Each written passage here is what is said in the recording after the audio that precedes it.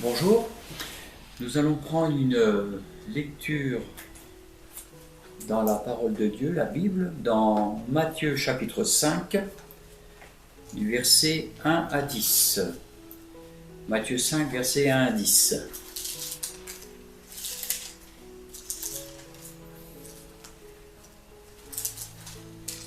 Voilà, il s'agit ici d'une guérison d'un malade.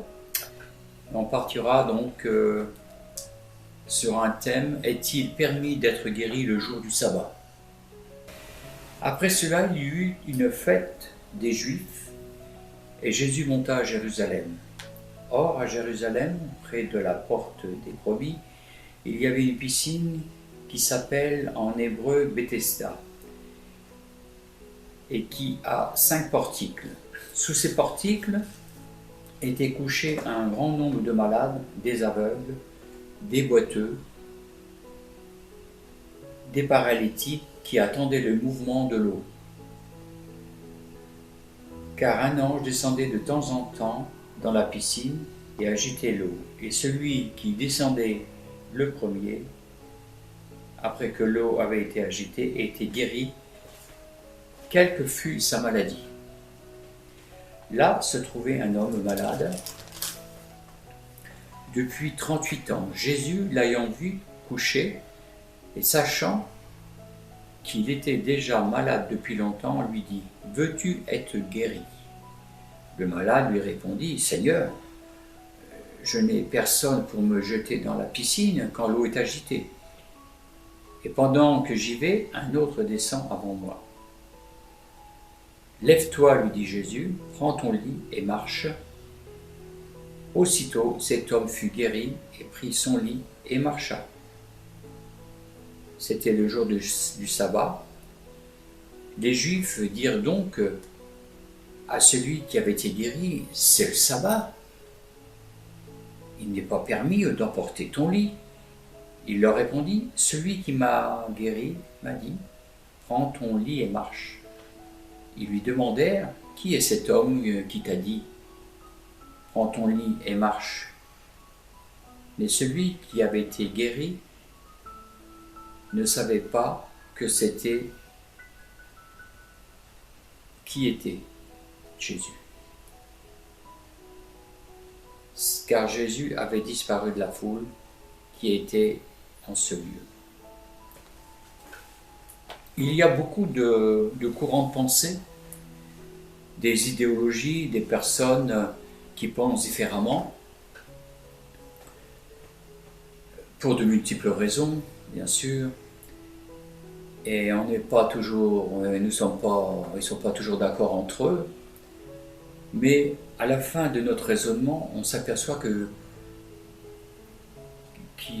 quelque chose sort du bien de certaines situations, comme ici l'histoire du malade guéri au moment où Jésus passa. Voilà, cette histoire de la personne guérie par Jésus, voilà, il y a donc certaines questions qu'on peut se poser. Le problème ici, c'est que Jésus dérange.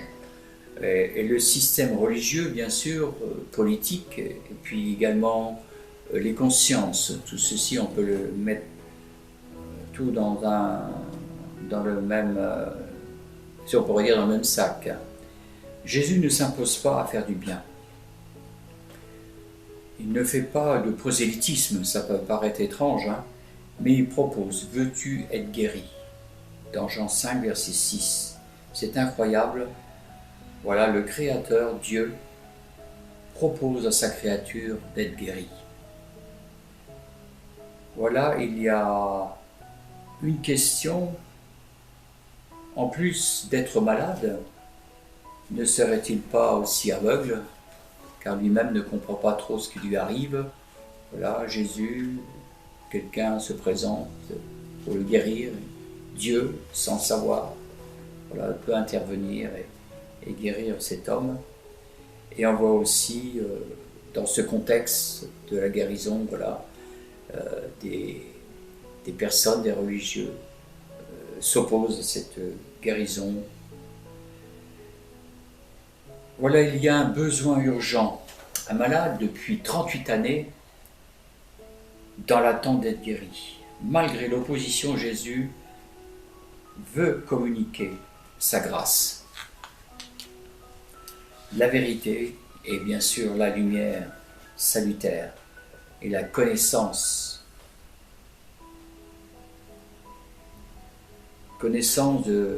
du but de la vie et de la volonté de Dieu pour l'homme. Au moment de la guérison, ici, on voit que Jésus retrouve cette personne dans un lieu de prière, dans une synagogue, et lui fait une recommandation. Jean 5, verset 4.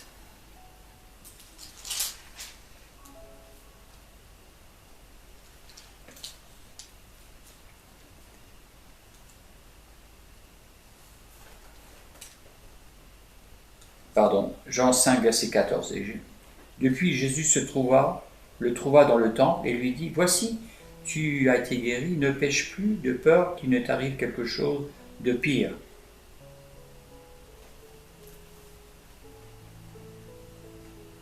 Bien sûr, le Seigneur ici l'avertit, rappelant ce qu'il était auparavant et de préserver cette guérison, ce salut, en restant à l'écoute de l'enseignement du Seigneur et de la parole de Dieu. Dans Romains 6, 23, il dit que le salaire du péché, c'est la mort. Mais le don gratuit de Dieu, c'est la vie éternelle. Le péché a toujours des conséquences. C'est indéniable, c'est inévitable. Jésus, venant dans ce monde, a fait ses preuves pendant son séjour terrestre. Dans Jean 3, 1 à 2, c'est confirmé par Nicodème. Nicodème était une grande personnalité, haute personnalité en ce temps, et il rappelle que tu fais des choses, en parlant de Jésus, qui dépassent le raisonnement, la connaissance humaine.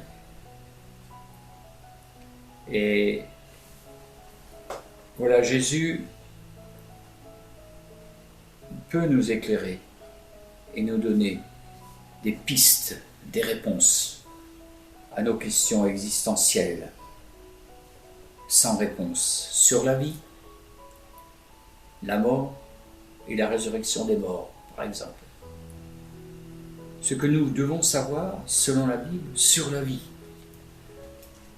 Dans Jean 5, verset 24, il est dit « Nous sommes appelés à vivre, à voir la vie éternelle. » Jésus, le Fils de Dieu, donne la vie à qui il veut. Et il propose cette vie, comme il a proposé la guérison à cet homme malade. Ce que nous devons savoir sur la mort, dans Jean 3, verset 36, « Celui qui ne croit pas au Fils ne verra point la vie, mais la colère de Dieu demeure sur lui. » Liberté, un choix, une direction, c'est vous qui décidez cette option. Choisissez la meilleure. Mais comment résister à l'amour de Dieu? Est-ce possible? Ce que nous devons savoir sur la résurrection des morts, selon la parole de Dieu, selon la Bible, c'est pas la fin. Voilà, il y a quelque chose en nous qui nous dit, qui nous rappelle, il y a certainement quelque chose après la mort, mais je préfère pas y penser. Mais laissons la parole de Dieu parler à nos cœurs. On a vraiment besoin de connaissances pour chasser en nous cette ignorance, ces points d'interrogation, ces questions à ne plus finir. Nous sommes toujours en train de nous poser des questions depuis notre temps d'enfance. Voilà, La Bible dit, c'est pas la fin pour les croyants et pour les incroyants. Une pensée, une idéologie, un esprit ne meurt pas. On le sait très bien. Et nul ne peut échapper à cette vérité. Dans Matthieu 27, verset 44, prenons la parole de Dieu, Matthieu 27,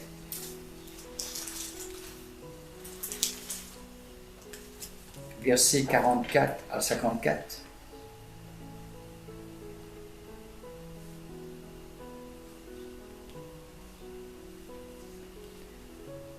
Les brigands, crucifiés avec lui, l'insultaient de la même manière. Depuis la 6e heure jusqu'à la 9e heure, il y eut des ténèbres sur toute la terre. Et vers la 9e heure, Jésus s'écria d'une voix forte, « Élie, Élie, lama sabachthani », c'est-à-dire « Mon Dieu, pourquoi m'as-tu abandonné ?» Quelques-uns de ceux qui étaient là, l'ayant entendu, dirent, « Il appelle Élie ». Et aussitôt l'un d'eux courut prendre une éponge qu'il remplit de vinaigre, et l'ayant fixé à un roseau, il lui donna à boire. Mais les autres disaient, laissons si Élie viendra le sauver. Jésus poussa de nouveau un grand cri et rendit l'esprit. Et voici le voile du temple se déchira en deux, depuis le haut jusqu'en bas, et la terre trembla. Les rochers se fendirent, les sépulcres s'ouvrirent, et plusieurs corps des saints qui étaient morts ressuscitèrent. Étant sortis des sépulcres après la résurrection de Jésus, ils entrèrent dans la ville sainte et apparurent à un grand nombre de personnes, donc le centenier et ceux qui étaient avec lui pour garder Jésus, l'ayant vu, le tremblement de terre et ceux qui venaient d'arriver furent saisis d'une grande frayeur et dirent assurément cet homme était Fils de Dieu. Voilà la résurrection des morts, même avant la mort de Jésus. Sur la croix, il y a eu, et après la mort, pardon, il y a eu ce tremblement de terre.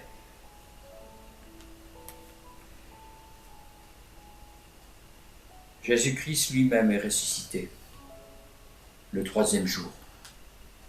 On le sait bien, il y a plusieurs témoins qui l'attestent. Il est la résurrection. Rien n'est impossible à Dieu. Dans Actes chapitre 2, voilà, on va prendre une autre lecture. Et ceci, c'est après la mort de Jésus, on voit Pierre qui avait trahi Jésus, qui a été enseigné et par la peur a laissé tomber son maître. Et là, de nouveau, l'Esprit Saint est venu et réconforte et fortifie sa foi. Et regardez cette lecture avec moi. Lisez Acte 2, 22 à 35. C'est très très intéressant. Homme israélite, c'est lui qui parle à Pierre, l'apôtre Pierre.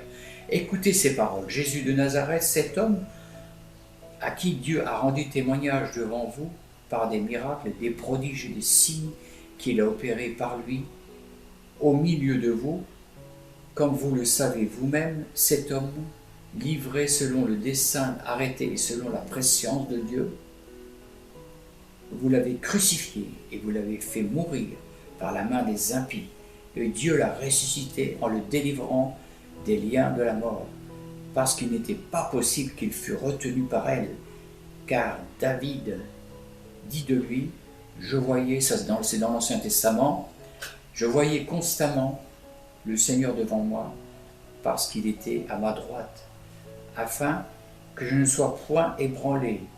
Aussi mon cœur est dans la joie et ma langue dans l'allégresse, et même ma chair reposera avec espérance, car tu n'abandonneras pas mon âme dans le séjour des morts. Quelle belle espérance! Et tu ne permettras pas que ton sein voie la corruption.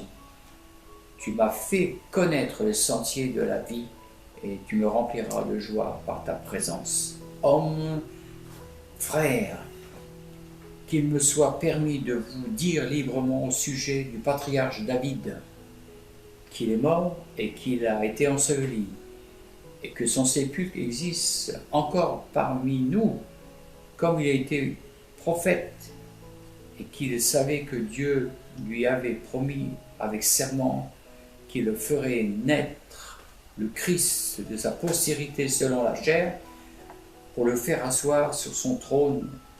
C'est la résurrection du Christ qu'il a prévue et annoncée en disant qu'il ne sera pas abandonné dans le séjour des morts et que sa chair ne verra pas la corruption. C'est ce Jésus que Dieu a ressuscité. Nous en sommes tous témoins. Voilà. Pierre parle de la résurrection de Jésus, parle aussi de ce qui a été écrit dans l'Ancien Testament le concernant. Élevé à la droite de Dieu, il a reçu du Père, le Saint-Esprit qui avait été promis. Il l'a répandu, comme vous le voyez et l'entendez. Car dans la chambre haute, le Saint-Esprit est venu et il a touché les 120 personnes qui étaient là dans l'attente de cette promesse. Car David n'est point monté au ciel, mais il dit lui-même, le Seigneur dit à mon Seigneur, assieds-toi à ma droite, jusqu'à ce que je fasse de tes ennemis ton marchepied. Amen et amen, amen. L'apôtre Pierre parle de la résurrection des morts. Voilà, nous ne sommes pas le fruit du hasard. Dans le monde, tout est bien orchestré, écrit, et il se trouve qu'il y a un chef d'orchestre, Dieu. Une question qu'on peut se poser, une réflexion, la pendule a été créée par l'horloger, n'est-ce pas? Et avec cette pensée de l'éternité, notre conscience qui nous parle, pourquoi les épreuves de la vie, ces pensées qui nous parlent personnellement, la provenance du doute, pourquoi ce doute, la peur de la mort. La Bible nous enseigne sur toutes ces questions de la vie. Il y a un Sauveur, Jésus-Christ, qu'il faut absolument connaître, qui se révèle dans la parole de Dieu, dans les circonstances de la vie. Il y a aussi un ennemi, il faut parler de lui, le péché en nous. Et on est parfaitement conscient que ce péché nous dégrade. Il suffit de regarder de la naissance à la mort, les dégâts que peut causer le péché dans une vie, dans un monde. Voilà, il y a aussi un ennemi, le péché en nous. Et dans le monde, il est bon aussi de rappeler qu'il y a un menteur, un meurtrier, un voleur qui se nomme le diable, le loup ravisseur, le prince de ce monde des ténèbres, l'usurpateur ou l'antichrist. Juste pour vous rappeler, avant de revenir sur la résurrection des morts, il y a une parole qui a été dite prophétiquement dans l'Ancien Testament, 1000 ans avant la venue de Jésus, car tu ne livreras pas mon âme au séjour des morts, tu ne permettras pas que ton bien-aimé voie la corruption. Psaume 16, verset 10. Et dans le Nouveau Testament, il a été dit dans Actes 3, verset 15, « Vous avez fait mourir le prince de la vie, que Dieu a ressuscité des morts. » Comme nous l'avons vu il y a quelques instants. Voilà, revenons sur la résurrection des morts pour les perdus. Il y a un passage dans la Bible, dans Apocalypse chapitre 20, versets 11 à 12, où nous lisons « Et ensuite, je vis un grand trône blanc, et celui qui était assis, le ciel et la terre s'enfuirent, loin de sa présence, ils disparurent sans laisser de traces. Je vis les morts, les grands et les petits, comparaison devant le trône, des livres furent ouverts. On ouvrit aussi un autre livre, le livre de vie. Et les morts furent jugés, chacun d'après ses actes. Il y a également donc une résurrection pour les sauvés dans Apocalypse 22, verset 11. Belle espérance pour le croyant. Et l'esprit et l'épouse disent « Viens », que celui qui entend ces paroles dise « Viens », que celui qui a soif vienne et reçoive donc gratuitement l'eau de la vie. Voilà, que celui qui veut de l'eau de la vie reçoive gratuitement. Amen. Voilà, une résurrection des morts pour les perdus, une résurrection des morts pour les sauvés. C'est la Bible qui l'affirme.